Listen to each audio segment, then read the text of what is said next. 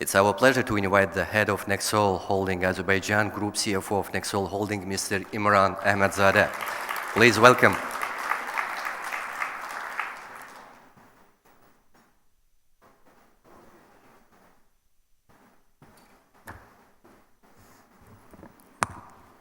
Hörmətli xanımlar və cənablar, hamınızı ürəkdən salamlayıram. Bugün bizim tədbirimiz beynəlxalq bir tədbir olduğu nəzərə alaraq, icazənizlə mən öz nitqimi İngiliscə davam etdirmək istəyərdim. Dear ladies and gentlemen, it's my great honor to address this distinguished audience in Baku. I congratulate the organizers, Emil Bey and his team, for bringing together this impressive World HR Summit. And I want to thank Mr. Dave Ulrich, who is rightfully referred as the guru of HR profession, for his support and acting as a magnet to attract great leaders to join this event today. Well, holding HR Summit, World HR Summit in Baku today is not a coincidence.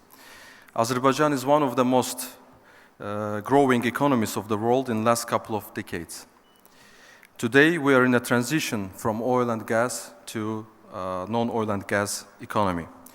Even though natural resources and access to advanced technologies is super important, human capital is still at the center of success for growth and prosperity. We have well-educated, progressive generation driving the very dynamic business sector of Azerbaijan. On this point, this is the right time and right place to organize this summit. Kudos again to everyone who worked to make this happen. And thank you all for being part of this exciting event. Dear friends, in the 20th century, countries and businesses competed with each other mostly over the natural resources.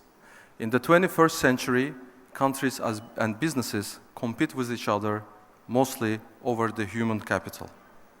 Human capital is the center of the growth. This competition is becoming even more and more brutal as a result of globalization. More developed countries attract the best talent from all over the world.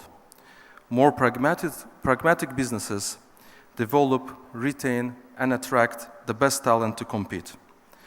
One of the main questions today is what should we do to stay competitive? What should we do to grow and prosper? As Mr. Dave Ulrich said, what should we do to be in the marketplace and successful in the marketplace as a business? Our world is experiencing unprecedented changes driven by technological advancements, shifting demographics, and evolving employee expectations. The rise of remote work and the gig economy, increasing focus on diversity, equity, and inclusion. There are a number of trends affecting our business today, and HR has a great challenge to address it all. According to some of the forecasts, 2/3 of the professions today will not exist in coming decades. We see that artificial intelligence more and more replaces human labor. I would like to share with you one historical fact. If you can see in this picture, this is one of the first automobiles in UK in 1865. And you can see that there is a man in front of the automobile waving the red flag. Have you ever heard about the Red Flag Act in UK? If you can raise your hands. Well, this is an interesting fact that mostly is not well known, but I would like to share it with you. In 1865, the Red Flag Act was put in force in UK to warn the public for the new so-called automobiles. A crew of 3 required, as you can see in the picture, a driver, a stoker, and a man walking in front of the automobile waving a red flag. And the speed limit, of course. There was a limit of 2 miles per hour to drive in urban areas and maximum speed 4 miles per hour on the country road. Well, you can also see in the picture in the backside, there is a horse and the horse-drawn carriage. So back in time, you can imagine, horse-drawn carriage business was quite profitable and it was quite big business and a lot of respectful people worked in this industry. So as a result of lobbying of this horse-drawn carriage operators and public railway industry, the act was accepted. In summary, I shared this because it's a great example from the history. This is what we can also experience nowadays in our organizations and societies when embracing disruptive technologies, innovation, and changes. It's a reminder that challenges in organizations, we still face this type of challenges in organizations, and modern HR must learn from history and drive organizational success in the digital age. Well, HR must be ready for rapidly changing workforce landscape. In the beginning of my speech, I mentioned about the growing competition over the human capital globally.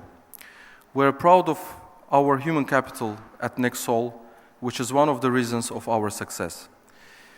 In our history of more than 30 years, we operate now in 11 different countries across different industries. Today, we are proud not only to attract and retain the best talents, but also to grow and develop future leaders. I love this topic a lot and I can really talk hours and hours, but luckily we have our Chief of HR, Meriç Bey, here today, who is one of the panelists. I'm sure he will share his vision and experience how we manage all of these modern challenges at NEQSOL. So I will leave this to Meriç to address in more details. However, I would like to share with you one great approach how we address human capital at NEQSOL Holding. Last Friday, we kicked off our new program, Parla. Parla means shine in English. The program is a bit discriminative, but in a positive way. We are favoring here young, talented ladies. We committed to support 50 talented female students selected out of thousands of different candidates. In this program, we are not just providing monthly scholarships to young talented ladies, but also we will give them a chance to have internships at companies of NEQSOL Holding. We will also provide them with different coaching programs, mentorship programs. Also, we will give them access to NEQSOL Academy, which is a great digital tool giving access to the best programs of top universities globally. We will also give them a chance to access such great tools like LinkedIn learning programs.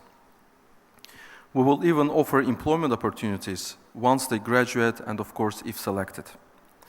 Look at this picture and look at this young, talented woman. All we want from them is to shine, to unleash their potential, to be so strong, well-educated, skilled for new challenges. We want them to shine so strong that they will enlighten the path for other ladies. Dear colleagues, summarizing my speech, I would like to highlight that first of all, HR needs to be ready for changes. HR needs to drive organizational changes. HR needs to understand new skills required by modern business world. HR needs to be ready to reskill its employees. HR has never been so important and critical for success of any business as it is today. HR needs to help in building up organizations where we don't hire smart people and tell them what to do, but where we hire smart people so that they can tell us what to do, as greatly said by Steve Jobs. Thank you very much for your attention, and I wish you to enjoy the summit.